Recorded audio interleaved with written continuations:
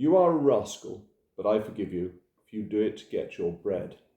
These are the words supposedly spoken by Charles II to John Churchill, 1st Duke of Marlborough, when he, the king, discovered his very young courtier in bed with his mistress. I've been doing a series for Substack on really crucial people in the history of England, Great Britain, the United Kingdom, who seem to have been forgotten. People like Alfred the Great, or George Monk, or Sir John Fortescue, people who had a profound effect on how our nation has evolved and developed, who used to be very well known about, but have now perhaps slipped from people's mind. Some of you will know that Substack is a social media platform that people like me write for or record podcasts on to discuss matters of interest. So that's where I'm doing it, what I've been doing it, and these historic ones have been about once a month, interspersed with a weekly column on the world at large and political events. But back to John Churchill, the first Duke, a figure everybody knew about. Why was he so important? Well, obviously, if you subscribe to Substack, you'll find out the full thing.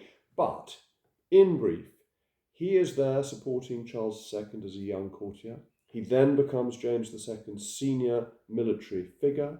He rats and supports William III. He falls out with William III. He's a great supporter of Queen Anne. He falls out with Queen Anne. He wins the great battles, these famous battles, the War of the Spanish Succession, which really stops Louis XIV dominating Europe.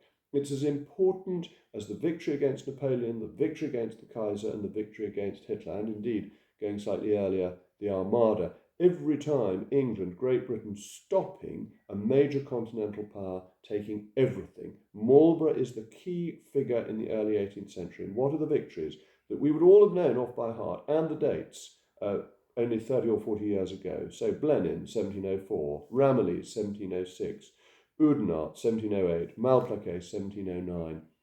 These set up Britain to be a major power in the 18th century, but thwarted Louis XIV, the Sun King, one of the strongest rulers France ever had.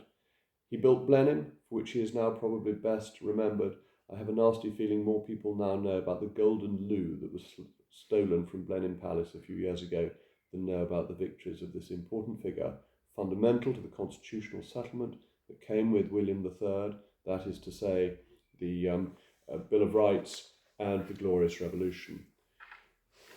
Marlborough had an even more distinguished descendant, one Winston Churchill. And Winston Churchill wrote these 2 volumes on the history of his great ancestor, on the first Duke, the sort of primary figure in his family. And that's perhaps why he was so well known in the 50s and 60s, when Churchill was himself at the centre of our national consciousness. A great man, the founder of a great dynasty, and somebody who's been forgotten but should be remembered. To find out more, subscribe to Substack. Thank you very much.